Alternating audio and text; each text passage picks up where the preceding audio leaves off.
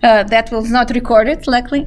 So 3.1, 3.2. Write down a definition of logarithm and exponential functions. I'm merging two chapters in one because it's one nice fluid topic. So I will show you everything in 3.1, 3.2 in 2 days, Monday and Wednesday. So the definition of the logarithm comes from exponential function. Sometimes it comes from integration, surprisingly. And at some point, logarithm was actually developed by calculations on a circle. I will show you later historical part of it. Y is the output equals log base A x.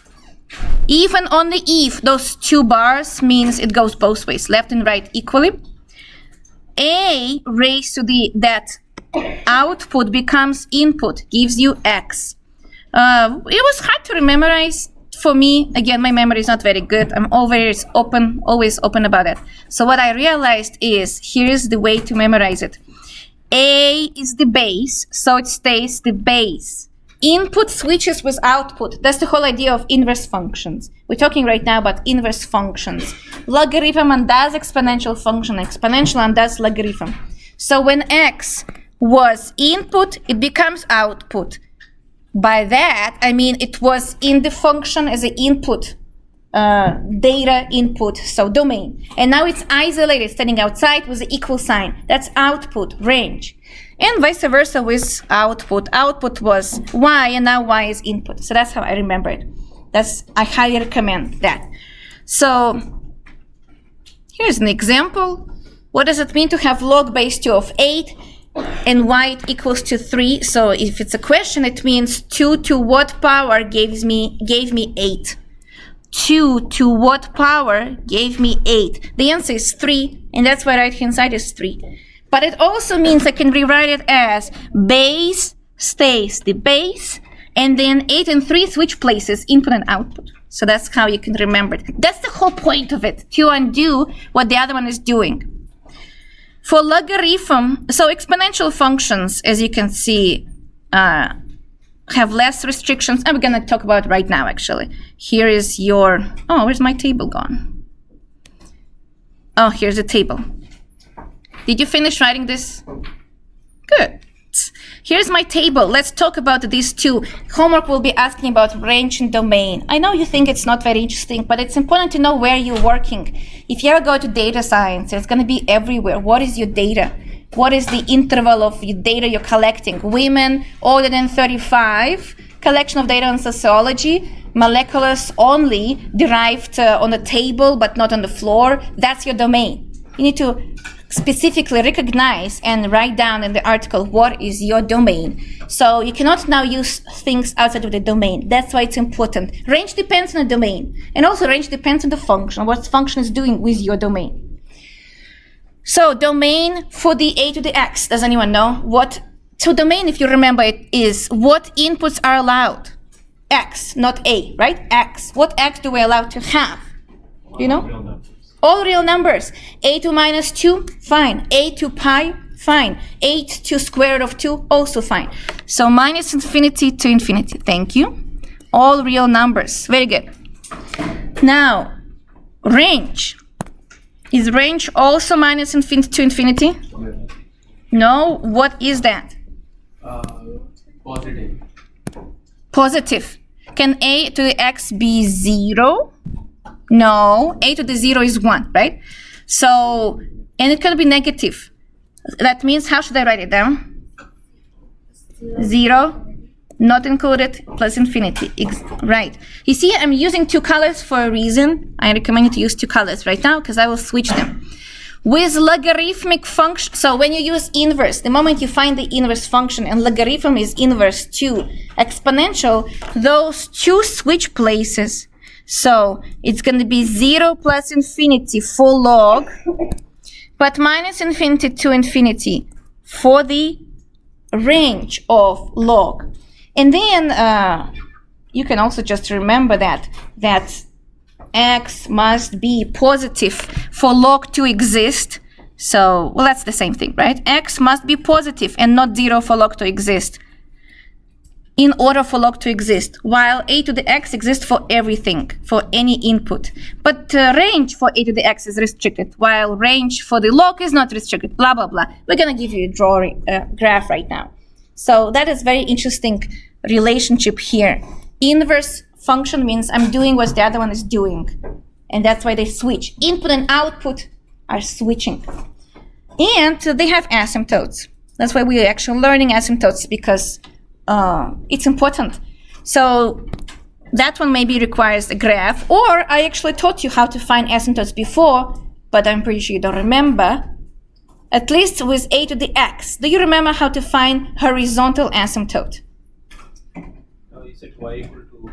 Set the whole thing equals to infinity, right? And see if the final answer is a number.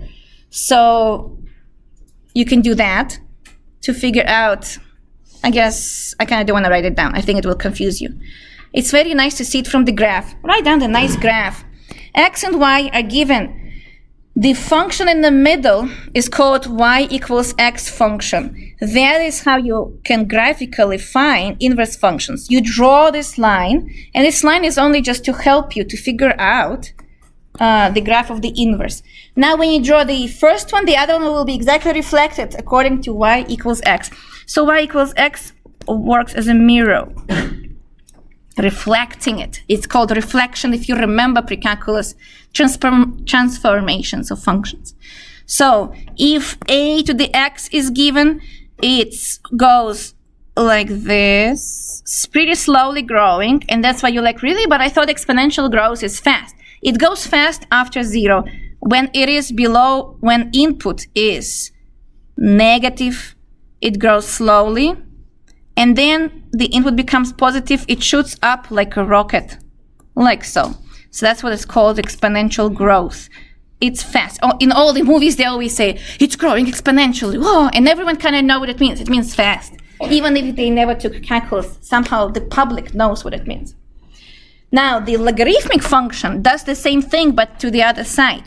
It's decaying very fast around 0. So it's slowly, and it goes down very fast. But never goes beyond the wall called x equals 0. And that is vertical asymptote. Also, do you think it has a horizontal asymptote, logarithmic function? Because it kind of looks like. The answer is no. Logarithmic function is keep growing. It just grows very slowly, but it keeps growing to infinity. Plus infinity goes to the right, minus infinity goes to the left. That is my range. You see? Range can be anything. Range means height. From the height, logarithm covers everything. It just grows very slowly. Somewhere in the long time, it will go up higher, but it's just slow. That's why logarithmic function is used to slow down processes in science. I will talk about this later, but logarithmic function is the slowest function. So they use it when they apply to something very fast to slow it down, and it's very clever. Exponential function, on the other hand, doesn't have asymptote, vertical asymptote. It shoots up forever. But it has a horizontal asymptote. Over here, on the left, it will never cross the floor because it cannot be negative or 0. It will get as close as possible, but it will never do it. So it approaches to 0 from the left. But it approaches plus infinity from the right. That's your range. Thus, you can write down that a to the x has horizontal asymptote, and it's called y equals to 0. It's a floor. That's it. But logarithmic function has vertical asymptote. That's x equals to 0. Vertical wall. That is the idea. And you see they're mirrored. So whatever is doing, that's why horizontal becomes vertical. It's a reflection. It's a mirror. That makes sense? And that's why here I can now write it down. For the exponential function, HA exists, horizontal. So y equals to 0. That is it y or x? Horizontal. Y equals to 0. That is the floor, right? X-axis if you want to be professional. While VA for the logarithmic is x equals to 0. That is vertical wall, well, vertical asymptote. That is y-axis. Here's my table for you. I have this table in my notes, so you can always find it. Here's the beautiful table. You will use it for your homework. They will be asking all those domain range questions. Yes? Does this happen to all inverses? The domain and the range switch and the asymptote switch? They switch, but sometimes they're not the same. Sometimes there's a restriction happening. We're going to have that with inverse trigonometric functions. Those are crazy. Sine goes forever, but arcsine restricts it, but the output will be very interesting to see. I think we're going to do it on Wednesday. Yeah, we'll see that. It will be very interesting. So let's draw separately. I kind of don't, I don't know, this graph is beautiful and very professional, but as a student, I remember that it was kind of confusing to have so many functions in one place. Why not have them separate instead? When on the exam, we will be expecting you to know how to draw e to the x, okay? E to the x looks, how does e to the x look like? It looks like this. So remember that. Just remember it. It will be very helpful for your science anyways. Since you're staying in STEM, it's everywhere. A to the x. And now we can write down what is happening with a to the x in the long run. A to the x as x approaches plus or minus infinity. Let's do plus infinity first. In the long run to the right. In the long run to the future, what is happening with this molecular division? So molecules, they divide exponentially in 1 million years, in 2 million years, 10 million years. So that's very long in the future. Can you tell me what's happening? Infinity. Yeah, don't overthink this. It's I'm talking about output. It grows up forever, and it grows very fast. Infinity and fast. But that's on the right. When I'm looking in the long run into the past, minus infinity, what happened with the bacteria division at the negative infinity? Well, for the x, for the bacteria example, x cannot be negative. But intuition tells you that at the very beginning, it started slowly. That's like if you remember all those stories about 2 to the x and how fast it accumulates, blah, blah, blah. But it starts with 2. And 2 times 2 is 4, that's it. And then it's 8. What's the problem? So, no, at minus infinity, it actually starts slowly. It has a horizontal asymptote 0. It's a floor. It's a restriction, floor, right? That's a restriction. You cannot go beyond 0. Does that make sense? Did you get this part? So concentrate right now if you can. That is kind of important to see someone explaining this. Do you understand when I'm talking about a to the x? A is a constant. And maybe I should write down. I think I have it here. A is a constant. And A is positive. And at end, oh, that's for logarithm. A is not, let's see, A is not 0. We don't like 0 to the stuff. So just making sure that makes sense. So A is not 0. But also what I wanted to say is x is the input. That's why it's called exponential function. Polynomial is x to the a. I will be mentioning that later. Exponential is a to the x. Input matters. Wherever the input is, that's where the name of the function comes from. X is an exponent, and that's why x to the a is slow, while a to the x is very fast, because exponent keeps growing. So x is over here. This is my input. That's kind of very important to understand what I'm talking about when x is going to plus infinity or x is going to minus infinity. Your input is going to left and right, like a runner in a computer. Say you just keep running the parameter left and right. Then the output goes from 0 to minus infinity, to plus infinity. Now let's do another one. X, I guess we should put y, why not? And now I'm drawing logarithmic function. We expect you to remember logarithmic function as well. So please remember, it looks like this.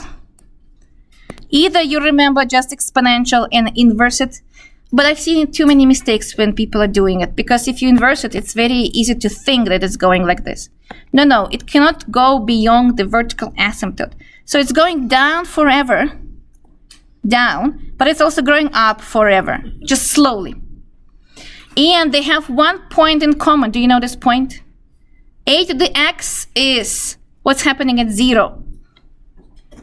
At 0, it is, a to the 0 is 1. Logarithm has the same point but mirrored or reflected. At 1, it is 0. So it makes sense. That's actually how it's built up, like so. This is where they're completely mirroring each other. They're mirroring each other for all the points. So they're supposed to, the farther the point on exponential is away from y to the x, the farther this point should be the same for the logarithmic function. So this is my logarithmic function. Let's write it down as official. That is y equals log ax, log base a of x. And write down the same information here as well. Let me change the color to blue. So let's check limit of log base a of x on the very right. And then let's check limit of log base a of x on the very left. But on the very left is not 2 minus infinity. There's nothing here. So when people ask this question, they means what is the very right unusual behavior when x approaches 0. But x approaches 0 means approaches from both sides. So that's actually not correct to say x approaches 0 from the right. And that's why we teach you left and right limits. They actually mean lots of stuff. X cannot approach from the left because x cannot be negative. That's part of the definition of the log. So who knows the answer? On the right, at infinity, log is on the right. Infinity. The bigger your x, the bigger your x, the bigger your log. Same with e to the x. So they both are growing to infinity, just different speeds. So remember, they plus infinity. But unlike e to the x, a to the x, log does not have restrictions when it comes to the range. Output, you see output goes up and down forever. That means closer to 0, it's going down. It's even visually, it's going down. So up. So up, but slowly going to plus infinity. And then around 0, from the right of 0, it's going down. Because, let me put it in blue, there's a VA here. It will never reach it. That is the idea. Does that make sense? What do you think about that? That's why you can write down here, or you can write down, if you copied this already, then you already have the note that when you work with logarithm functions, a have to be positive. Cannot plug minus into logarithm. Oh, a is the base, have to be positive. A cannot be 1, but also x, which is the input, also has to be positive. Oh, I see. They are kind of, they're reversing it here a little bit, but okay. That is for logarithm function. For log base ax. That's my note. Base have to be positive. Base should not be 1. We're going to discuss later why.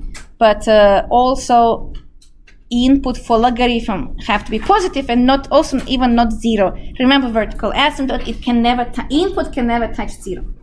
And so on. Well, that is already give me a chance to show you some homework problems right away. Look how nice it is. I'm going to show you some homework problems so you don't have to spend too much time. The first 3.1 is only 7 problems, but then 3.2 goes pretty hardcore. Example 1. When I have a function, when, let's see, to the left, I guess it's nice to do both. Yeah, why not? So if y is, let's do 1 over e to the x plus 7, like so. A, what is the limit of y when x goes to plus infinity?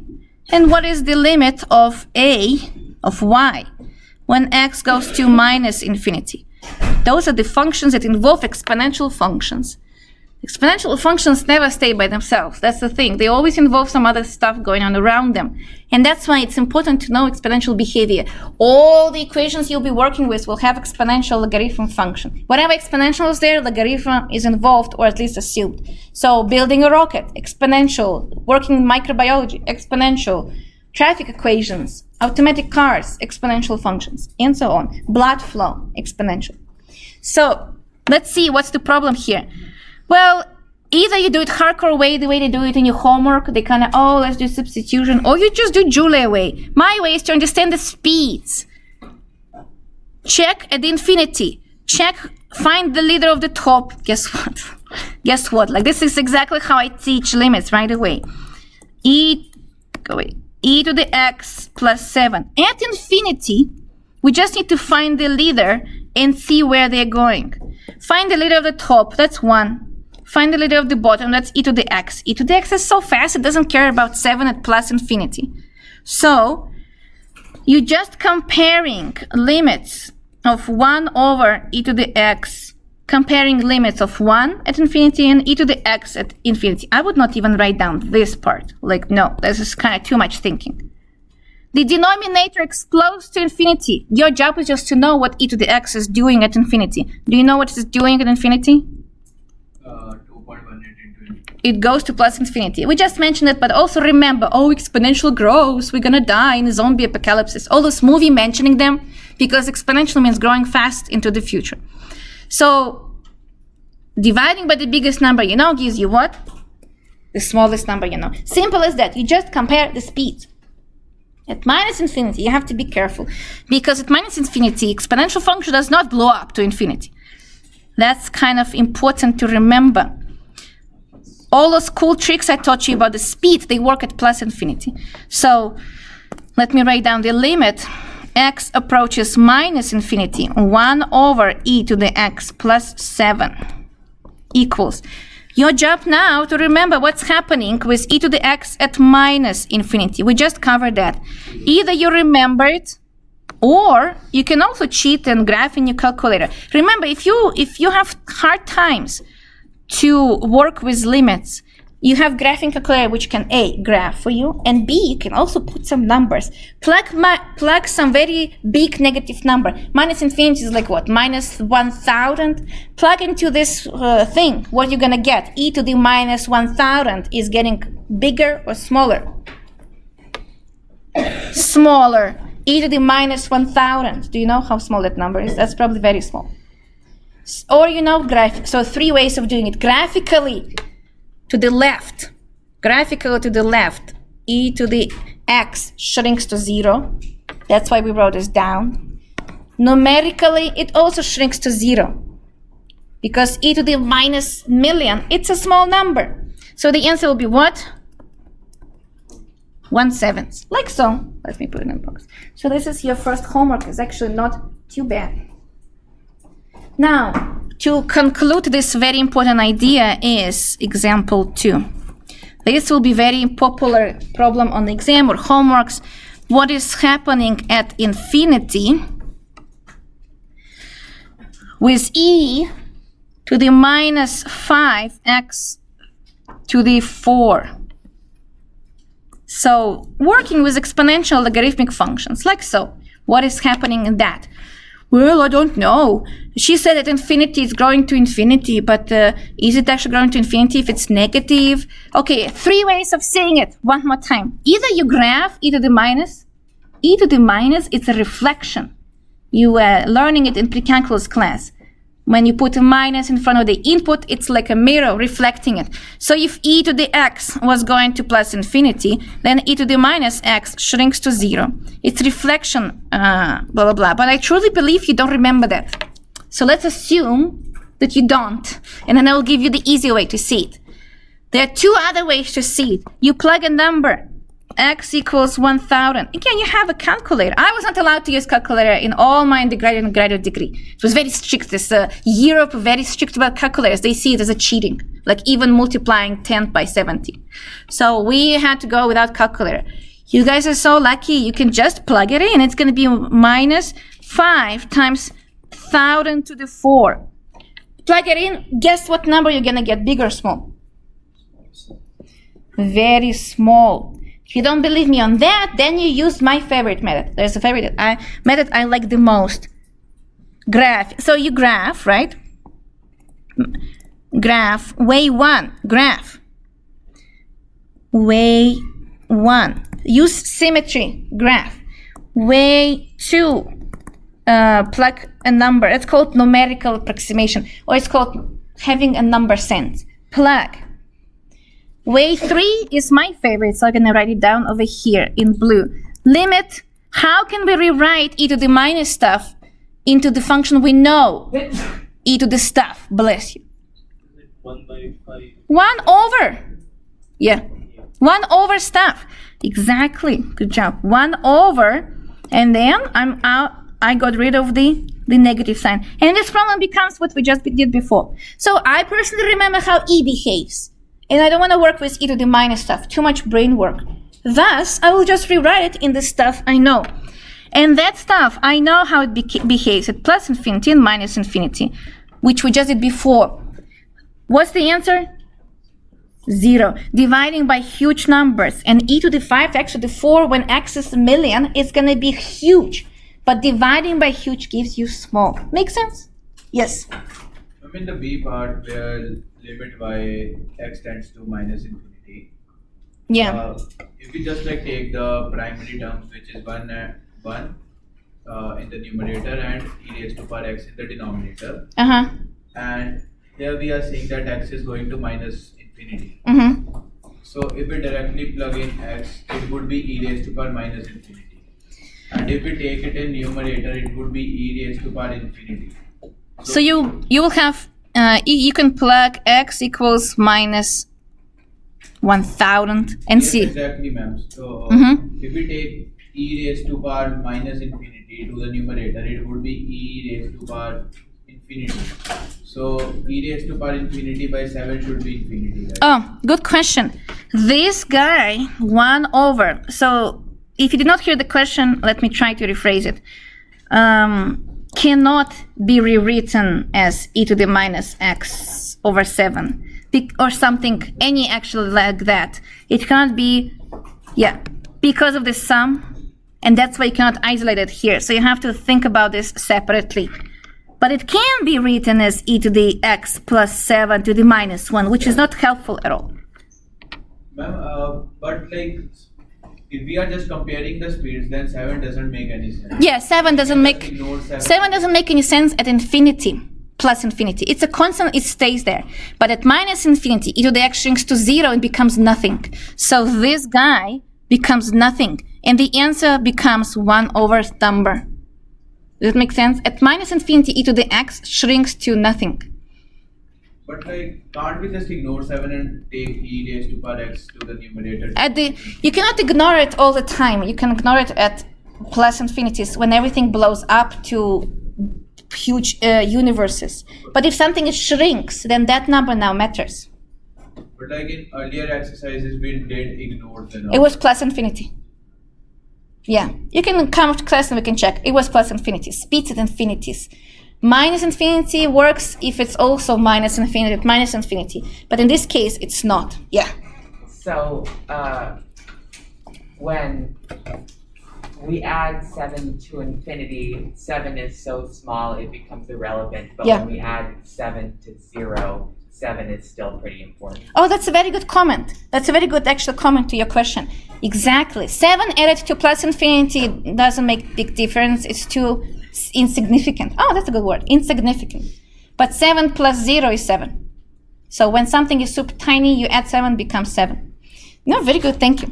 One more thing, did you notice nobody asked this question? I thought someone will ask. Wait, like x approaches infinity? It doesn't say plus. So in the books and around the world, if you see x approaches infinity, it assumed it's plus. So we only identify minus infinity. Plus infinity we don't care to identify because it's so popular, it's too much work to type plus every time. So everyone around the world, surprisingly before internet, agreed on that. Isn't cool? Plus infinity is the same thing, while minus infinity is minus infinity. So just letting you know. That's how I knew we're talking about plus infinity, even though it was just infinity here. Good questions, very nice. Let's continue. So, inverse functions. It's not going to be a chapter, it's just a brief introduction that log and exponential function, that's how I write it down. Log and exponential function are inverse to each other. We're going to be learning about inverse functions this week. So this is like just a beginning because I want to concentrate on e to the x and log. But we're going to do sine, arcsine, cosine, arc cosine this week already. That means that when I have, let me do the first one probably first, a, and a is raised. Use colors if you have any. It will be very pretty. A raised to the log. And the base matches, so keep A with the same color. And X is the input. A undoes log, or log undoes A, and the answer is just X. So you guys call it cancel out, but actually it's not correct in terms of professional mathematics. So you should not say cancel out, you should say undoes, inverses, blah, blah, blah. And log, if you have, let's put it in green again, if you have log, or maybe let me make it very clear. Input, A is raised to this whole function. So whatever is in blue parentheses, that's your input. Same as with log, in blue parentheses will be input. Log has base A, that's important, the base should match.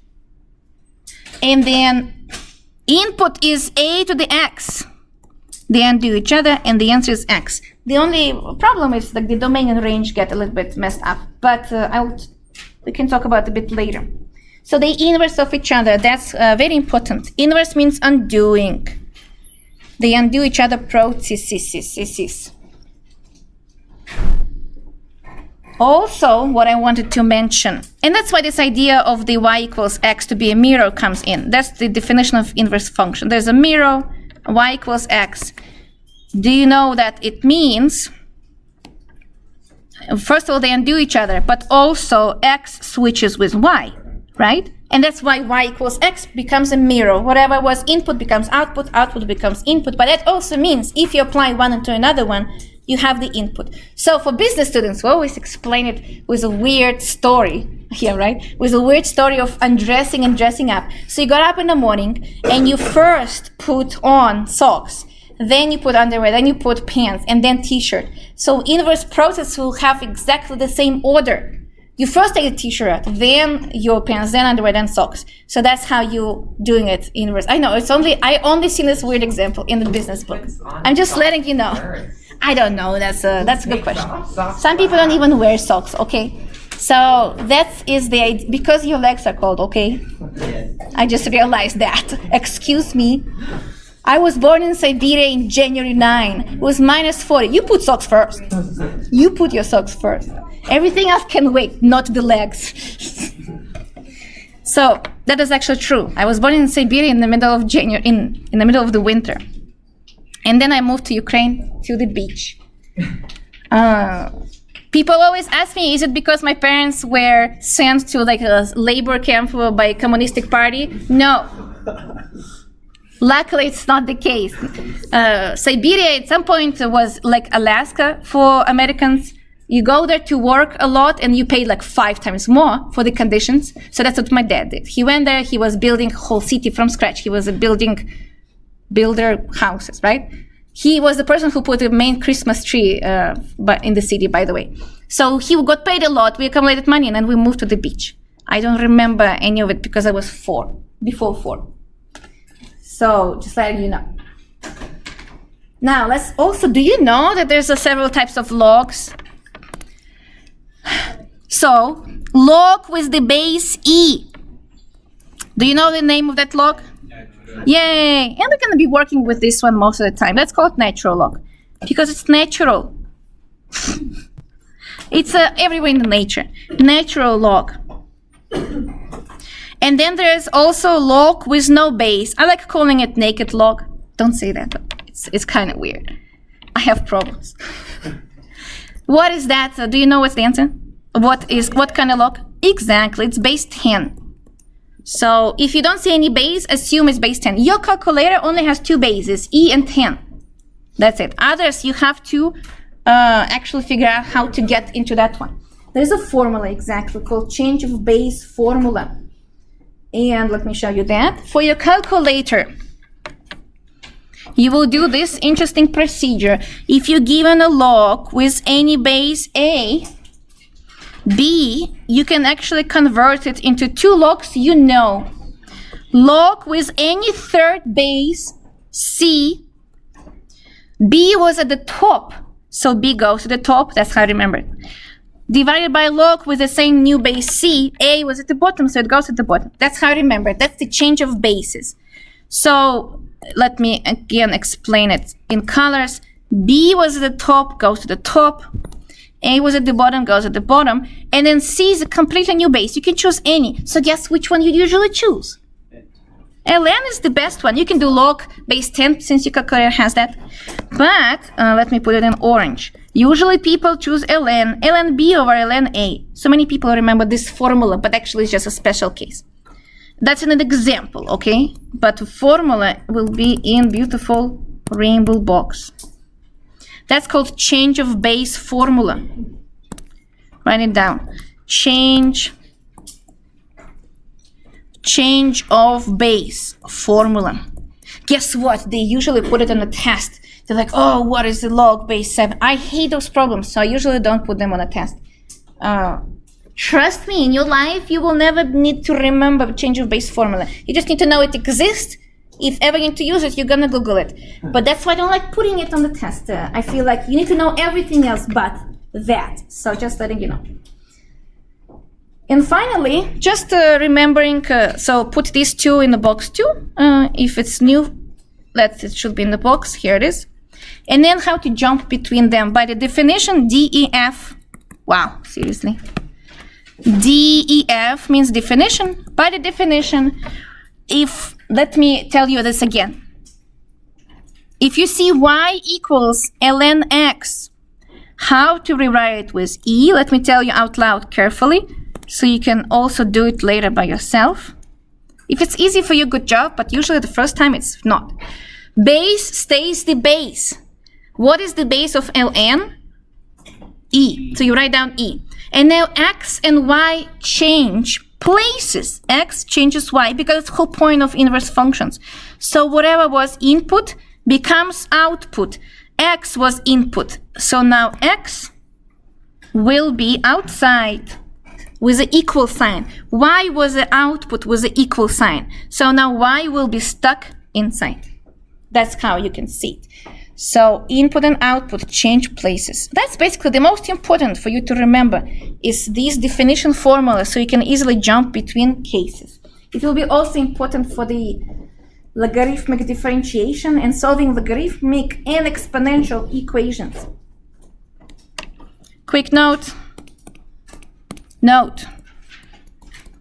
This lecture is so colorful. Do you like it? Note. ln of e to the x and e to the ln x. What is that? X. They undo each other. So again, input of log was e and ln, natural log. And then input of e was natural log. So they just, nicely undoing each other's processes. I like messing up words. Very good. And let's do properties of logarithms. Those are very important. They called laws of logs. Law, it's a law. Do you know there's a movie I'm referring to? I am the law. Laws of logs. Logarithmic function has very unique properties. You think it's I should probably stop saying that you think it's boring. What if you don't think it's boring? They end up to be the top most important inventions of the world. One of the properties of logs. It changed the history of science. So, especially STEM. And I will show you right now. And it's kind of so simple, so elegant. I would not say it's easy, but it's very elegant. So, first of all, what happens with the product x times y? Let me make it. Wait just a second. What happens with the product of two inputs? It becomes, what do you say? Log X plus log. Log x plus log. Product is a fast process. I will keep mentioning this again. Log slows down the process, and that's why it was extremely popular when computers were just created. When computers were just created, 5 megabytes was a lot. The flash drive was 5 megabytes and cost $100. So I was supposed to buy it from a computer class, and I could no freaking way, I'm not gonna buy $100, 5 megabytes. But it was a lot at the moment. I clearly remember that. And that means all the programs right now you're coding for fun in your computer science classes did not work when I was coding them, because our job was also making sure the code does not exceed the memory size. So that was a challenge, and it's a good challenge. You cannot create a computer game that takes 10 times more space than it's supposed to, or any game you have on your phone with all those bubbles or coloring things. Any computer wanted to say something, forgot which one. The Animal Crossing and stuff. They're not supposed to be too slow, and too slow means to take too much space. Log function is fixing that. Product is extremely slowly calculated by computers. It's hard. It takes lots of space. Log fixes that. Isn't it amazing? Okay, should I write the base, or you got it? I guess I should write the base to be professional, but it doesn't matter. The base should be the same. That's the most important. And it goes the other way around. If you have 5 logs and they add to each other, you can collapse them into one. You'll have it in your homework. Now, they say rewrite as a one logarithmic function if it's in your homework. So it goes both ways. Now, what does log do with one more process that calculators do not like? Division. Do you know what happens with division? It becomes log minus log. So division becomes subtraction. And it's not only because calculators. I guess I should make a point. That's just one of my favorite examples. But in general, I will explaining you right now in a second about bacteria division and explosions, because I like those examples so much. That's when they use logs all the time. But the most fascinating one is the third one. That's the one. When you work with the exponential function, when you work with powers. So okay, it's undoing exponential function, we got that. But what if it's not exponential function? What is just a polynomial? X to the m. Remember the difference. That's a polynomial. Polynomial. Input is not in the exponent. Then it's a polynomial. Poly. I like to write it as a poly. Then it takes this power. It's very hard to calculate powers. Take lots of space. In general, it's just hard. It takes its power and brings it down, which means now it's just multiplied by that power instead of raising to the power. So it's going to be same color. Which? This one. Log base A of x. Like so. Those 3 are the most important properties. Put them in the nice box. So when people present some results about cancer and tumor processes, they all modeled mathematically, or some chemical explosions. Do you know how the graph looks like? So it's always exponential growth of cells and mutations and explosions. So the graph looks like this. This is what was at time 0, and then it's like this. That is the graph. And they show it like on the big screen. Yeah, nobody does that. You really think that's how people present the results? Of course it grows exponential and very fast because it's explosion. Like it's already millions and billions for 0.5 seconds. So what they do, instead of showing this ugly graph, and nobody can see what's there, they apply log onto each used axis in 3D, then it's going to be 3D. And that slows down everything. Now you can see, oh, that's how it was going up. And they always mention it, actually. They say the axes on this model were logarithmicized. If I say it correctly, of course, in English. They use logarithm for axes. So they always mention it to make sure people understand that when they watch the talk at the conference. And then it's always easy to go back. You want to go back, you put E. Makes sense? So that's how conveniently it's used everywhere.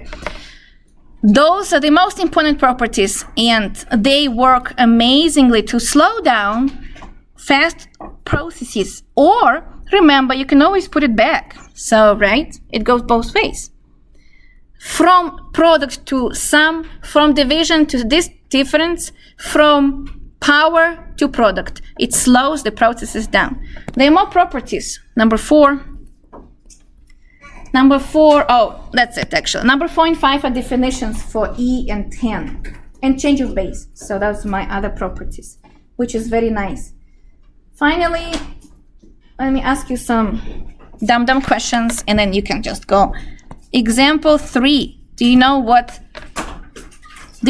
log ln of 1 over e squared is going to be? Those like dumb questions. I'm not saying they're easy, but they're just not interesting at all.